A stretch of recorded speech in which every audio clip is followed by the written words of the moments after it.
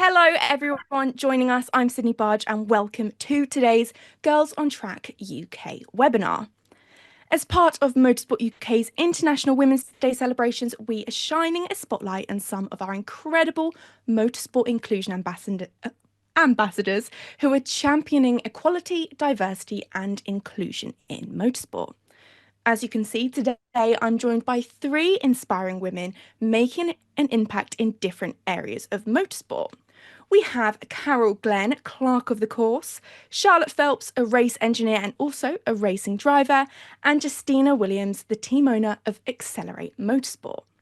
We'll go around and get to know our panellists first, starting with you, Carol. Could you please introduce yourself and tell us a little bit more about what it is that you get up to? Hi, my name's Carol Glenn, and I'm a race official with National Racing in England.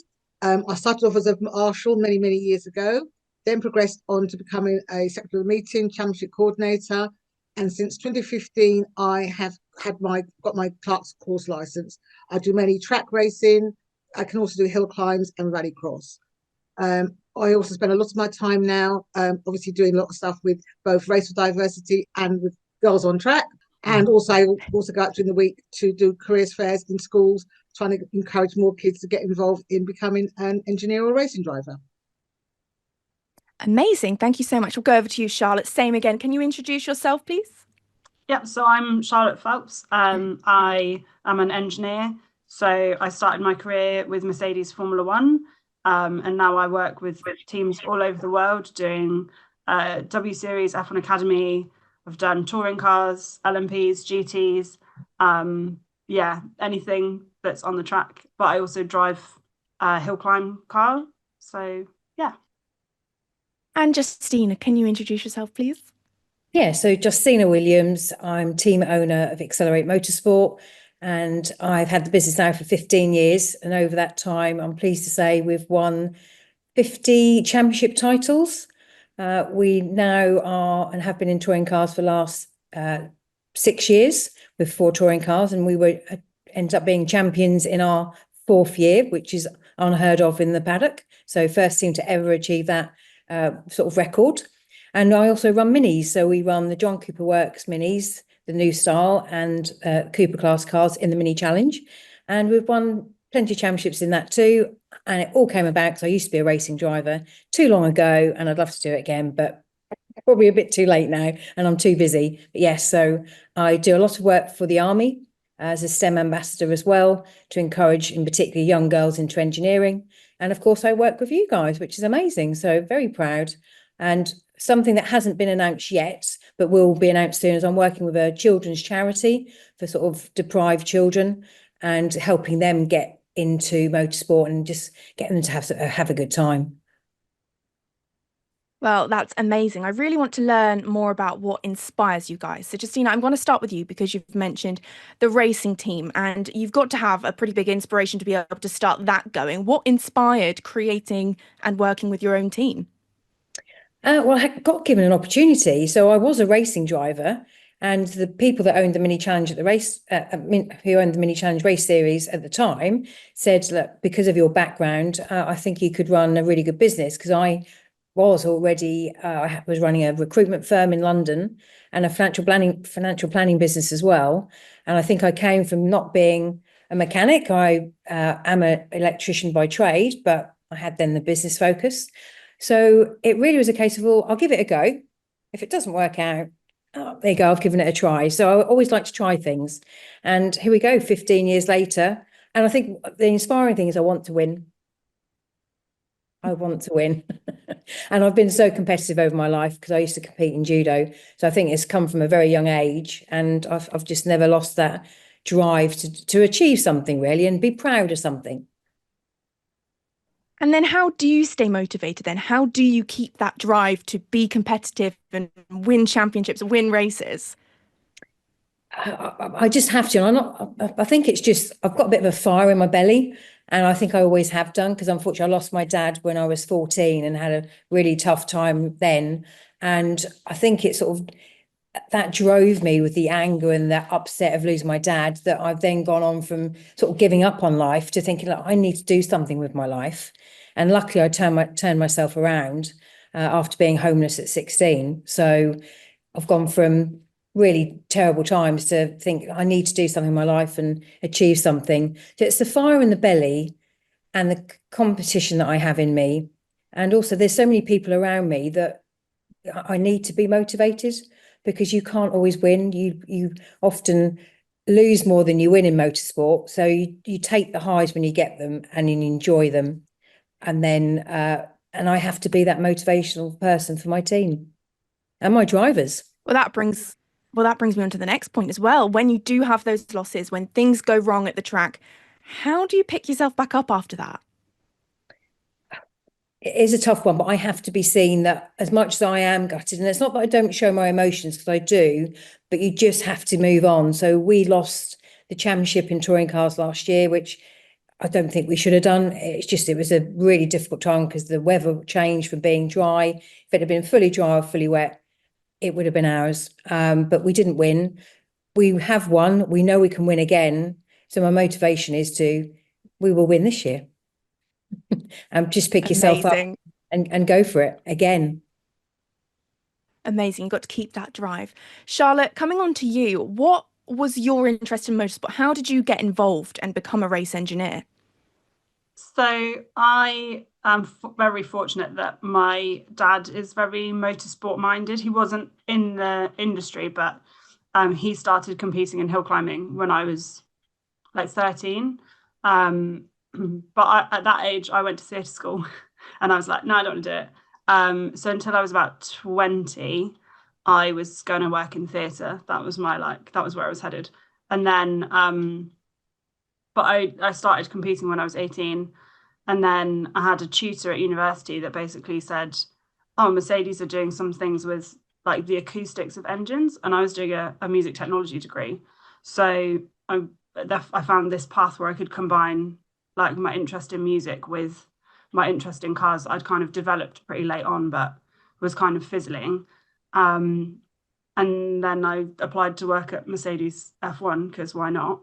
And I got the job, and I've kind of never looked back really. And I just keep asking for things, and then sometimes people say yes. And yeah, like you just don't give up when someone says no. And yeah. Well, you say you kind of had a different route, talking about the acoustics. You were doing a little bit of a music degree alongside of it. Do you think that's important in today's world when trying to get into motorsport, to have that little edge, that thing that makes you a little bit different from the rest? Absolutely. I mean, that for me was what got me the job at Mercedes. So I was doing my degree was electronic engineering with music technology. So I had an engineering like fundamentals, but the sort of specialism that I brought was something that they'd never seen. So it gave me an edge that you didn't get from doing a Formula Student or a motorsport engineering degree. It was something different.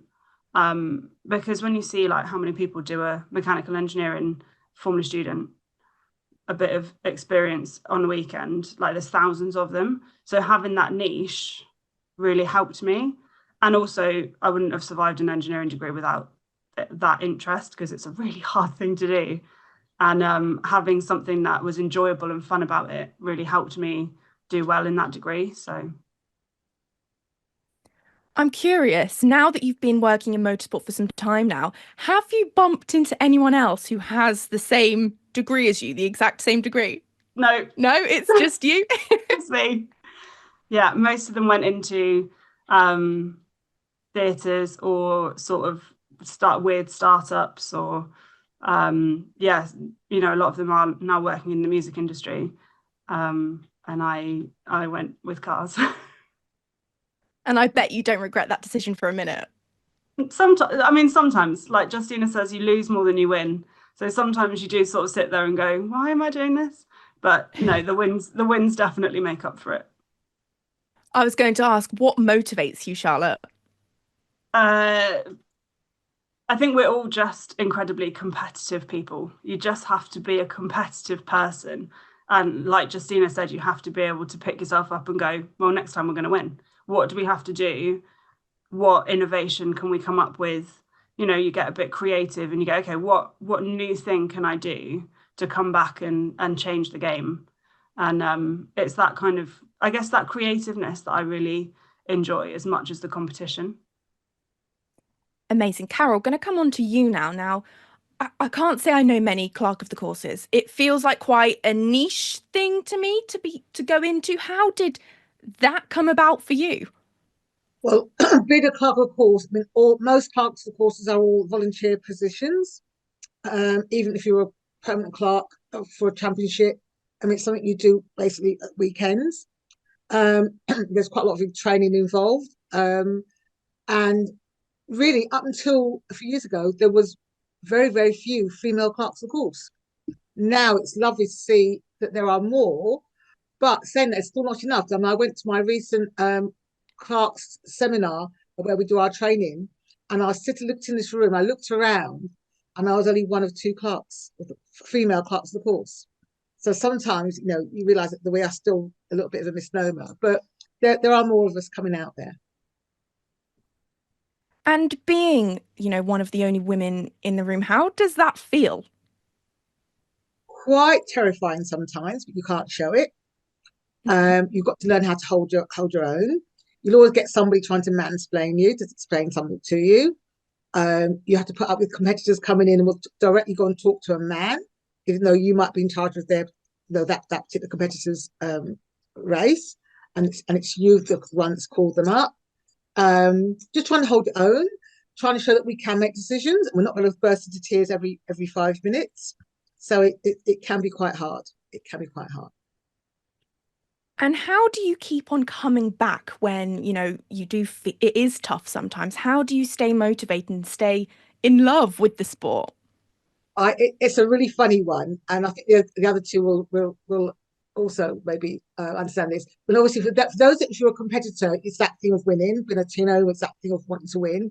Being an official, you're not really winning because you're there. But for me, what I get out of it is the fact that I'm part of a day to make sure that everybody can enjoy their racing, so everybody's kept safe, that the racing goes on, and that's quite a nice big thing. And also, it's a bit like there's a big adrenaline rush you get, especially if you do like high profile meetings like touring cars, and I've done a lot of high profile events, and it's addictive. So, you know, like I'm getting so excited because the season's about to start again, you know, and we're all getting ready to, you know, you're going to be back on the road on a Thursday night or Friday, driving to a circuit somewhere, and then you're going to be with all your friends, and then you know we'll be ready on the 7:30 on the Saturday morning to get that first race meeting off the ground. I just can't wait. So I don't know why I keep coming back. You have bad moments, but it's like every season or every meeting, it's like you rub out what happened before, and you start again. Go, but this one's going to be great, and that's how you go to go. We're going to have a good one this time. Amazing. I'm going to go around all of you now because I've realised we haven't gone back to the very beginning. I need to know from all of you, where did the love and the passion and the drive for motorsport begin? I'll start with you, Carol. Where did the love start for motorsport? It was slightly bizarre. I've come from a non-motorsport background family. I was a daughter of eldest daughter of four girls. Dad was a builder, mum was a housewife. I remember watching racing when I was younger. I remember watching RAC Rally. I remember watching early Grand Prix with James Hunt and listening to Murray Walker. And then I got married, divorced. Then I met a partner, and then he was one that used to go off to Brands Hatch, and I followed him one day and fell in love. And it's been a love affair 30 odd years later. Amazing. Charlotte, same goes for you. How did you fall in love with motorsport? I'm still not sure that I love it a lot of the time, to be honest. I have good days and bad days. But I guess I used to go when my dad was competing. Like I have real distinct memories of sitting on a stack of tyres in the paddock in the pouring rain with cars like, you know, all kinds of historic rally cars and single seaters and every kind of car just running around me, and the people, the community, I think, is what really does it for me. I love the people that you find in motorsport. Most of them are just the nicest people, and I love just spending my time around them, and the smell of like petrol and the passion that it brings out in people. I wish I was as passionate as some of the people that I meet, because it's amazing. And it is, like Carol said, it's addictive, that feeling that you get. I'm glad you mentioned the smell of petrol there, because I keep saying to people who like motorsport as well, I'm like, there's a real gap in the market for a perfume that smells like race car fuel. It's something about it. I'm like, this is a missed market. Justina, I'll come to you. Where did your love of motorsport begin? I think it wasn't necessarily motorsport, but cars, because I used to tinker with cars with my dad in the garage, and he was a carpenter by trade, but he used to build yachts, and that was sort of his thing. But we would tinker in the garage on the car, put our go faster stripes down the side, which I always remember that, and changing them probably monthly. And then I think that gave me the love of cars. And then when I passed my driving test, I was told by someone that I was very quick and that basically I should be on track. So then when I was 17, I was an apprentice. I didn't have much money. I did try to get Snetterton Race Circuit, which is local to me, but you need money, you need a family to support you. And at the time I didn't, unfortunately, and I just didn't have the money. Motor racing is expensive. So I waited till later in life when I met my now husband, who was doing himself remote control car racing. And I used to be his pit crew and change the tyres and refuel his car. And I didn't enjoy it because it's a little car, but it's actually quite almost as much engineering is needed on that as a touring car. It's incredible how much you needed to know. So I said, look, can we not do something we both can love? So we went into karting. So we did Rotax Max and did that for 4 years. And then wanted to get into cars, got fed up with being cold, wet and bruised. So I thought, let's get into cars. So it was really later in life when I had my business was going quite well, had a little bit of money to be able to just do a little family run team, which was before it became Accelerate, was just me, my husband and his dad. Amazing. Now, this leads me perfectly on to one of our community questions that we had sent in, because we're talking about us being fans of motorsport and now we all get to work in it. Someone asked, do you have to be a die-hard motorsport fan to work in it? I can see you guys shaking your heads there. I'm going to need words. Carol, I'll come to you first. What are your thoughts? Absolutely not. I mean, as long as you've got a love of being part of something, love being working in a team. Because even when you're working with a race team, you're part of a team. If you're working in race control, you're part of a team. Being part of something, you don't necessarily have to come from a motorsport background. Obviously, it helps, but I didn't come from a family of cars. My family still think I'm slightly weird because they don't understand how, from March till October, there's no point inviting me to any family events because I'm just not going to show up. Because I'd rather get up early on a Saturday, Sunday morning and go to a racetrack in the cold, wet wind, whatever, then go to a wedding or birthday party. But yeah, it's you actually don't have to be passionate about motorsport. It helps, but you don't have to, or come from that motorsport background. Charlotte, you were shaking your head there as well. What are your thoughts? Yeah, I mean, most of the people that I worked with when I was in Formula One didn't really watch the races, didn't really have any interest in the racing. For them, it was the engineering and the innovation and the having something to innovate for. It's not necessarily like that it's going on a car that's interesting. It's the like, how can we make this better? That constant strive for better. And I think that's something that you find across all of motorsport, like constantly in any job in motorsport, you're just trying to make it more efficient, make it better, make it, you're working as a team to try and do the best you can. So you don't necessarily actually need to be interested in the racing or the application of the job you're doing. It's just about working with the team to do the best that you can. I mean, it helps if you it's hard, right? Motorsport is a hard place to work. So it helps if you have a love of what you're doing. But I mean, personally, I wouldn't spend my weekends off watching racing. I'd rather go and do something else. So thank you guys for that. Justina, did you have anything to add on that? I agree. You don't have to have a love for motorsport because there are so many different positions you can have in motorsport. I mean, you think about, we've got hospitality.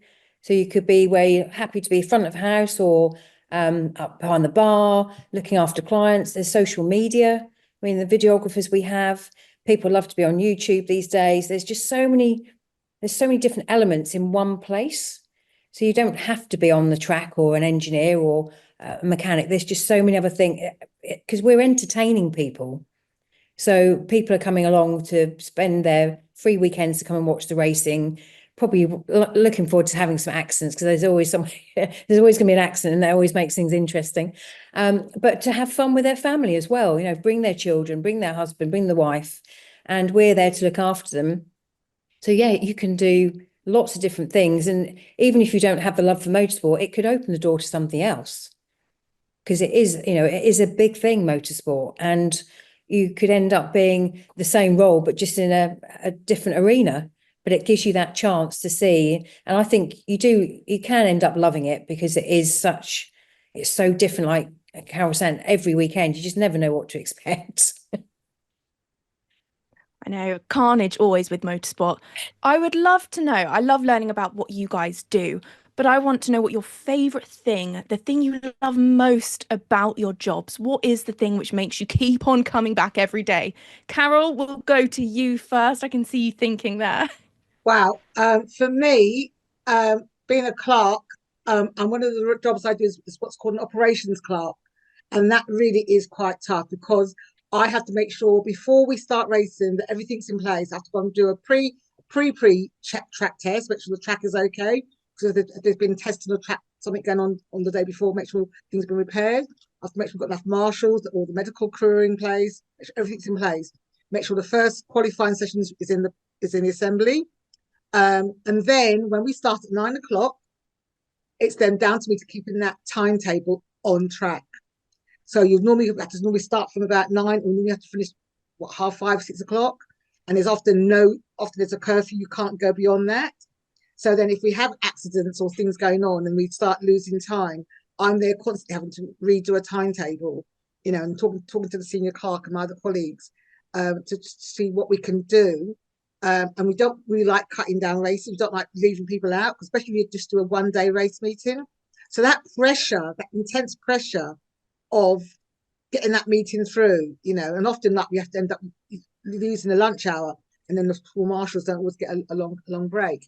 But when I get to the end of the day and I've finished 10 minutes or 15 minutes up on my original time, that is the best feeling in the world. One of the best in the world. Because I've had to achieve, I've had to make it happen. It's that sense of achievement, right? Absolutely. Charlotte, what do you love most about what you get to do every day? I think for everyone in motorsport, it's that sense of like, yeah, you get like almost instant gratification. It's real like fast paced. Like when I go into a race weekend, in the space of 3 days, I know whether I've succeeded or not. It's not like a 6 month, 12 months, 2 year project. It's have I fixed it? Like, have I done what I needed to do? You know, if I've got an issue with a car and you're solving a problem, I've had it where you're running around for half an hour, like the whole world's going to collapse in on you because the car won't do what it needs to do. And then when you see that car finish the race, it's like, yes, I achieved something. I did my job. And obviously when you win a race, like there's no feeling better to me than winning a race. But yeah, I haven't had many of those recently. But yeah, it's that real like instant gratification. I think it's almost like, you know, people talk about like dopamine hits and like what you get from social media. It's the same, but like big picture, you get that instant like you did a good job, well done. I was going to say that race winning feeling. Can you put that race winning feeling into words, Charlotte? I've been lucky that I've won a lot of races in my career because I worked with Mercedes, who obviously is like the most successful F1 team ever. I was lucky that I started on a real high, and I've worked with some real good teams. So I think it depends on who, like whether you're on the good train or the bad train. And for me, it's actually better to get like not a win, but a good result in the middle of a bad spell than it is to keep winning, because you kind of lose the magic when you have that moment where you're like, the light bulb was switched on and someone's finally gone from like, I don't know, P20 to P8, and you're like, oh my God, the light bulb's come on. That for me is a better feeling than than having someone just keep winning. I don't know if that makes sense. I can totally get that. Yeah, that makes sense. Don't you worry. Justina, I'd love to know what your favourite thing, the thing you love most, is about your role as a team owner. I've got to go back to it. It's winning. I love winning, but part of that is making people happy.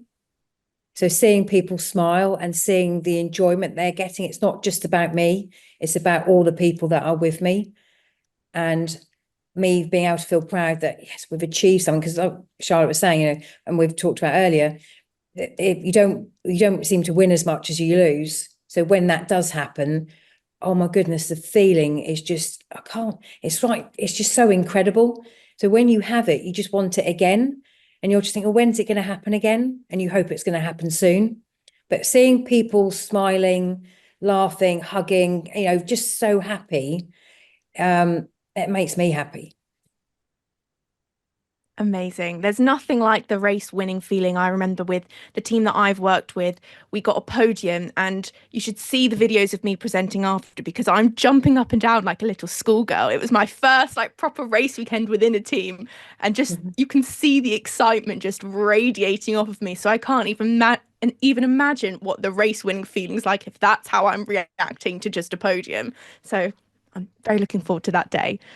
Right, we'll get to some more questions then. So we know motorsport has always traditionally been considered a man's world. It's been a male-dominated space, but things are definitely changing. So I would love to hear from you guys about how you have seen the industry evolve in terms of diversity and inclusion over the years. I'll start with you, Charlotte. I mean, I've been in the industry. So I graduated in 10 years this year. This is my 10-year anniversary of joining Mercedes. And I was the first girl they'd ever had in the department when I joined the department in Mercedes. And now that's not the case anymore. You know, they've got 2 girls in that department instead. You know, the balance is shifting, but it takes time. You know, it's not an overnight thing. And we've talked about this so much about like having patience, because, you know, the girls in the Girls on Track community, some of them are only 14, 15, 16. So we have to wait 10 years for them to join the industry. So it's going slowly, but it's like an exponential curve for the maths fans out there, where it's like the more girls there are, the more girls join, and it's just going up and up and up. So yeah, like, I mean, I was fortunate to be in the F1 Academy paddock last year, and every team had like 10 people, and 2 of them were girls in every team. So, which is a massive percentage compared to what you'd see like 5-10 years ago. So it is changing. It's just, yeah, patience is key. Carol, how has diversity and inclusion evolved in your specific branch of motorsport?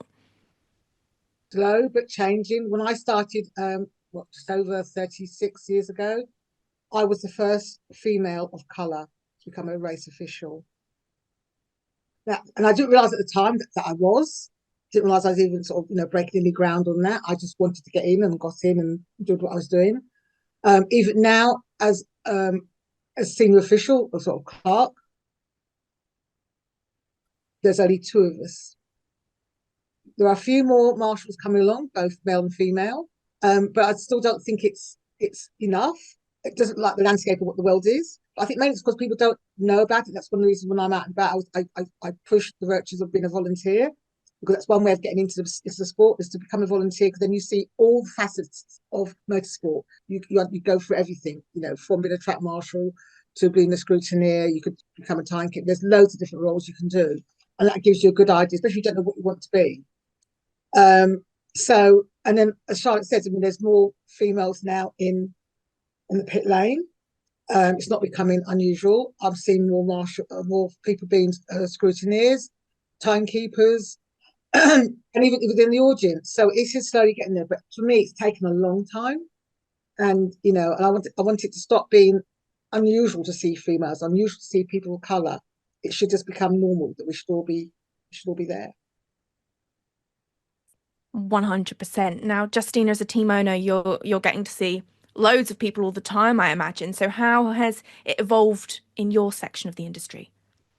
Yeah, I'm pleased to say, I'm not saying that it's me that's made the change, but because I'm a female team boss and I was given an opportunity when I was younger, although by a male, I want to do something to help people get into, the motorsport and whatever role they want. And it don't have to necessarily be a great education. It's more about how you are as a team player. And it is really that, my workshop manager, Cassie, female, she's head technician and runs the mini workshop.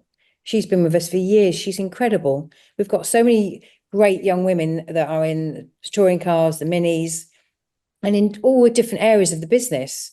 So I just will say that if you want to have an opportunity, and I'll back you all the way. And if you want to move into something else, again, like Cassie, I saw her one day. We were doing an event for McLaren, and I was like, "Oh God, you really actually, you're good at management. Do you ever thought about actually? Well, I wouldn't mind."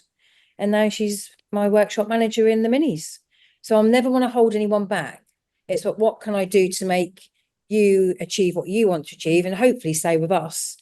If I lose them to something else, it's going to happen. And we've had some people that have left us, but they're in Formula One now, and they're in the paddock in Formula One. But that makes me proud that yes, I've lost them to something else because that's where they want to go, but I've helped them get there. That's amazing. I was going to say there must be an immense sense of pride seeing people that you've kind of really helped out get all the way and reach their dreams, really. Yeah. So it's all about visibility, right? If you see it, you can be it. I'd love to know your guys' opinions on how important visibility is in getting more women in the sport. Justina, I'll just go straight back to you. Oh, it is so important because you need to educate and let people, as you say, see it to be it. It's because if you don't see, you just don't understand it. You don't understand. We have people, because I do quite a lot with, I said, the army, and I do work with yourselves, of course, and bringing children in from a young age, and the questions they ask is actually quite incredible. And the interest they have, even just, like tires, there's a slick tire, there's a wet tire. What's the difference? Why is it different? And actually it really gets their brains working, and they're thinking, okay, so how does that work? Can I see this? And it opens their eyes to something they probably never considered. So if it even gets, a few people think, actually, I might quite like this, then got to be there to let them have the chance to see it, to think, yeah, this could be for me. Charlotte, thinking about race engineers now, it's definitely becoming more apparent that there are a lot more female race engineers. We're definitely seeing a lot more visibility there now. But I'm curious, what was it like for you when you were making the choice that this was something you were interested in? What was the female visibility like?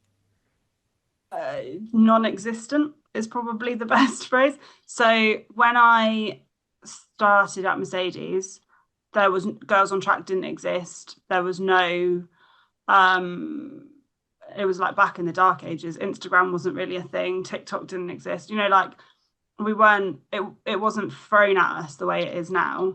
And the women just weren't there, to be honest. Like they just didn't exist.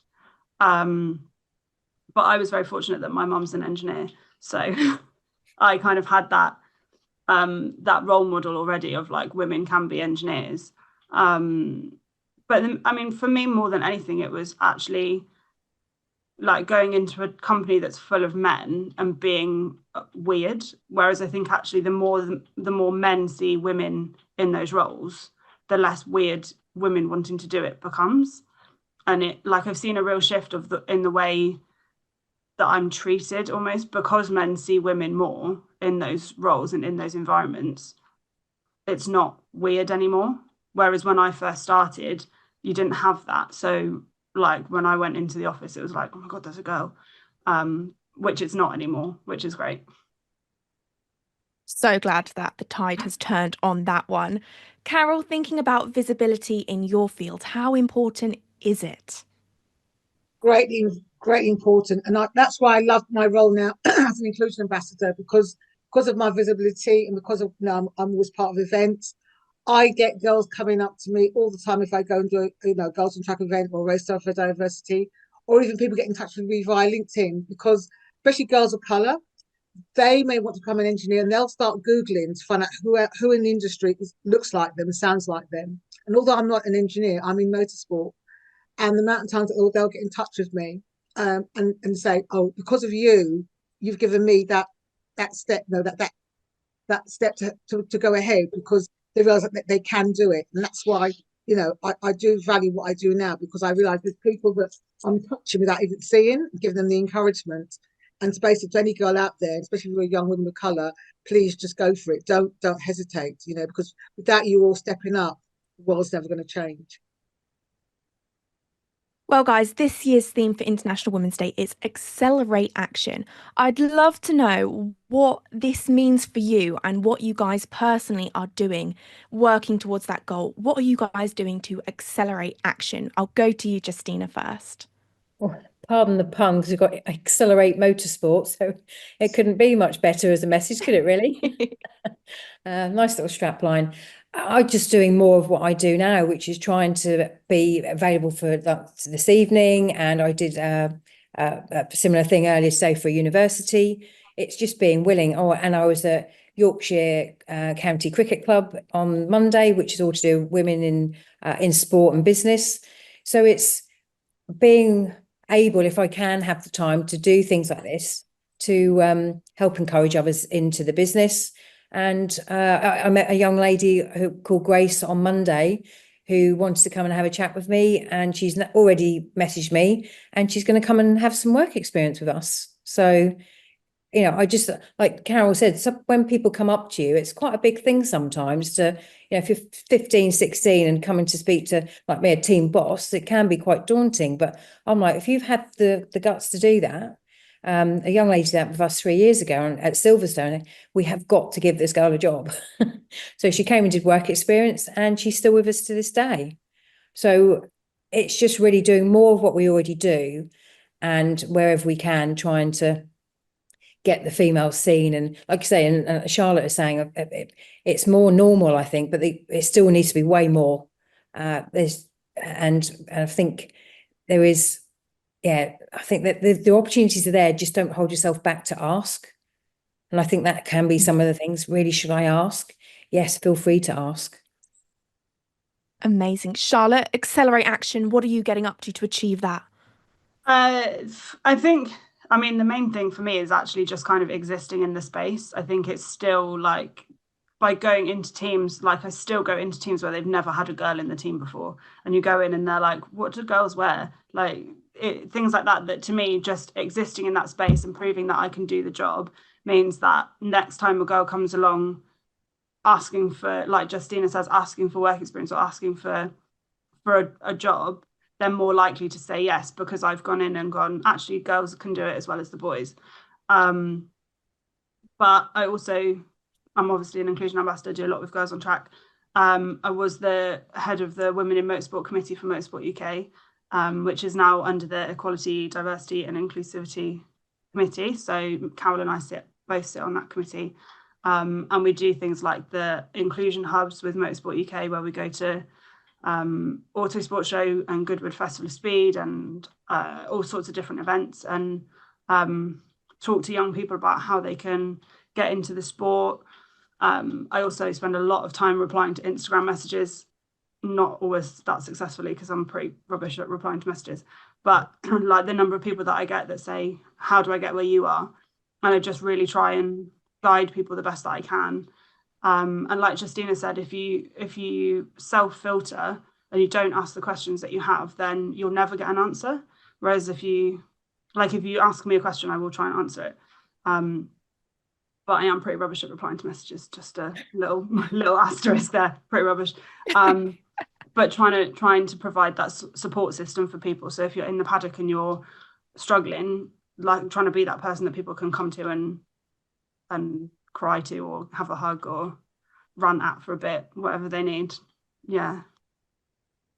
Amazing. Thank you, Charlotte. Now, Carol, what are you doing to accelerate action? Wow. Well, everything. As Charlotte said, I'm a very, very active member of of Girls on Track and the Inclusion Hub. I'm also part of the Girls on Track Hub for South, so we'll be working with my activator. We're doing it 4 events this year. Going out about to schools and talking about careers, and again, any person that gets in touch with me online, I'd always try to give them advice. I also try, in my role, if I can, because sometimes I've got spare guest tickets, and I'll always encourage a young person. I'll go, "Have you been to race meeting? No. Here's the ticket. Come down, bring your parents, and just it's not going to come to you. You're going to have to, and just give them that little push them towards it." But my biggest thing for Accelerate this year, acceleration, is that I'm hopefully realising the dream to actually have my own race team. So I'll be another Justina, hopefully. Justina's my hero. And for me, it's about creating roles and positions for people, again, from any background, really. But obviously, I'm trying to heavily try and get more people from diverse backgrounds, where I'm going to be doing a small championship. We've got a very small team, but the rest of the team's been made up. I've put out there on a platform already where I'm offering work experience at different rounds to youngsters to come in, because there's so many youngsters out there who've done their courses or doing their courses and they cannot get work experience and they're finding it tough. And I'm giving them, hopefully giving quite a few of them the chance to come, join the team, be part of the team. They'll come under the guidance of an engineer for the day, be given tasks to do, and I'll give them their foray of how to, what a race meeting looks like, what it's like to do all the jobs. And then they can put it on their CV. And then hopefully maybe by the end of the year, there'll be people that have got a bit more experience and have a bit more confidence to actually go and approach people like Christina or anybody else that have had it to go for a job. And I will want people to go move on, not to just try and sort of save me, but to give them that confidence. I'm happy for them to make mistakes with me because we're going to be so small, it's fine, but give them that confidence to push them out there. And that's what I'm hoping to do. So I'll be officially announcing it next week, but you all heard it here first today, that I'm going to be a team manager. Scary. I can feel the excitement through the screen. I'm just as excited for you. Now, you've all been working super duper hard. I'm curious, this is a community question we've had in. What are any standout, valuable lessons that you have learned from the experiences in your field? I feel like that's a bit of a tough question, but I'm trusting you guys. I'm poising it towards you guys. Charlotte, I'm going to come to you first. I think the most valuable lesson that I've learned is don't be afraid to ask for help. It's okay to not know something.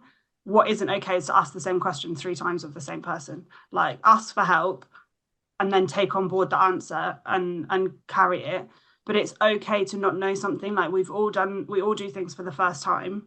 And people in motorsport really want to share their love of the sport and their passion and their knowledge with you. So as long as you're not trying to steal secrets, then people are happy to answer your questions. So don't be afraid to ask for help, because people love to help people. Definitely, 100%. Justina, valuable lesson you have learned? Yeah, is not to be scared of failure, because you can't always win. And for me, that has happened many, many times, and it will happen many, many times again in the future, but there will be times that we win. But when you do fail, it's a case of learning what could we have done better?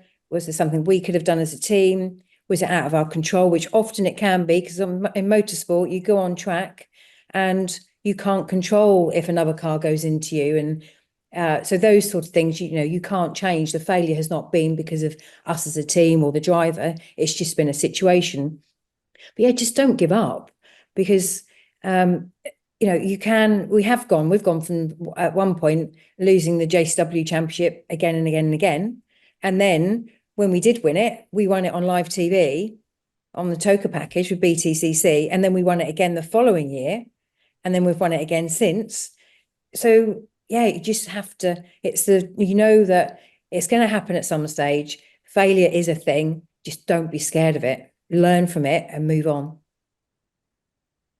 Persevere is what I'm getting from you there, Justina. Yes. Carol, what valuable lesson have you learned throughout your career? All the things that the other two said, but I think the most important one is to listen, especially as a female. Listen, listen, listen, listen, and talk to other people that have been in are in the sport, and especially somebody that's maybe older, because the amount of things you can learn about the sport, or if you're an engineer, about working on cars. Just listen and find out as much as you can, so that then that builds up your knowledge, so that then when you're confident you can then ask the question. But to dive in first without understanding, and the only way you're going to find out is by listening.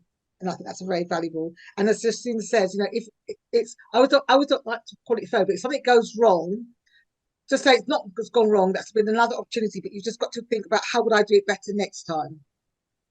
So so I think the main thing is to listen, have good ears and listen. Definitely. Now, it kind of comes into the same category there with valuable life lessons you've learned. But has there been any advice you guys have been given whilst out and about working that's really stuck with you? What's the best piece of advice you think you've ever been given that you can now share with us? Justina, I'll come to you first with this one. So this is the best bit of advice that I've been given. Is that, yeah? Yeah. Well, I'm not sure. I think it's something I've learned from, actually, Richard Branson's been a bit of an inspiring person in my life as well. He has a motto, there's a couple of mottos, but one of them is always employ people better than yourself. And even at the fear of losing them, I can't, I'm only as good as, we're only as good as, or I'm only as good as I am because of my team. Most of it is because of them, not me. We just all work together. So I think that's it. I employ people that are better myself, and I don't then need to worry. I don't micromanage.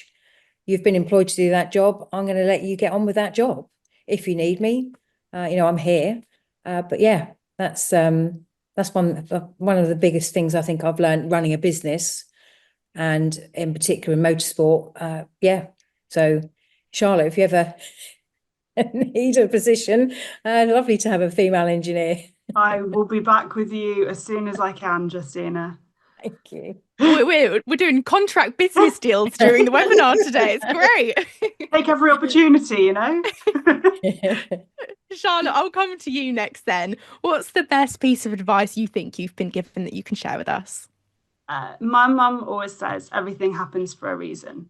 So every time I've got a no or a rejection, or I haven't heard back from a team or a job or whatever, my mum always says it happens for a reason, and something better will come along, something that suits you better will come along instead. And annoyingly, she's always been right, but I won't tell her that. She's, it's every time I've got a no or I haven't heard back, actually a better opportunity has come along somewhere down the line. You just have to be patient, and it sort of, I guess it makes the no's a little bit easier to deal with, because it is hard when you get rejections and you're pushing really hard for something that you want, and you feel like you're not getting there. To keep that mindset of like, well, it's not meant to be then, what is meant to be will come. You still have to chase it, don't get me wrong, like it won't just naturally come to you, but it sort of helps the no's feel a little bit less harsh, I guess. Amazing. Definitely, you can never tell your parents that what the advice they gave you was right there. I'm with you on that one, Charlotte. Carol, finally then coming to you. Best piece of advice you've been given that we can share with the people on the webinar today? Well, actually, this came from my father when we were young girls growing up. He always said to us, you could be whatever you want to be, and make sure that you when you're there, that you should be there. So what I mean is, like, a lot of us suffer from the imposter syndrome a lot, or you think, I shouldn't be here, or I should be doing it. And I've managed to go through most of my life doing most of what I wanted to do, because I've made myself be there. I've not made myself don't become a shrinking violet, and make sure you feel comfortable being there. So, and just because somebody might say no to you, or question why you're there, which I've had many times in my life, but I just shoulders up, chest out, and go, I have as much rights to be here. So basically, I'm just saying to people, don't. It's a bit like what I think what Charlotte said. Don't take no for an answer. You know, and if you want to be in this industry, you show you want to be in this industry. Just because somebody might say you shouldn't be here, or they try to micromanage you, or you get marginalised. Don't don't let that take over you. Just push through it. You know, everybody has the right to be somewhere. Well, I think that's the perfect spot to leave off today's webinar with that advice for people to carry on throughout their journeys into motorsport. Before we wrap up here, though, a quick reminder, if you're not yet a member of the Girls on Track UK community, it is completely free to join. We now have over 10,000 members, and we would love to welcome you over there too. A link will be put into the chat where you can sign up and also join our mailing list. A huge thank you to Girls on Track UK and Motorsport UK for making this event possible. To our incredible panellists, Carol Glenn, Charlotte Phelps and Justina Williams for their time and of course their insights too. And obviously to all of you for tuning in and joining us today. If you fancy giving the webinar a watch back or catching up on part 1 and all of the other webinars, you can go across to Motorsport UK TV and find them there. Just keep an eye on your inboxes, guys, for updates on upcoming events and opportunities. And once again, thank you so much for being part of this session. We will see you next time. Thank you all so much. Thank you. Thank you.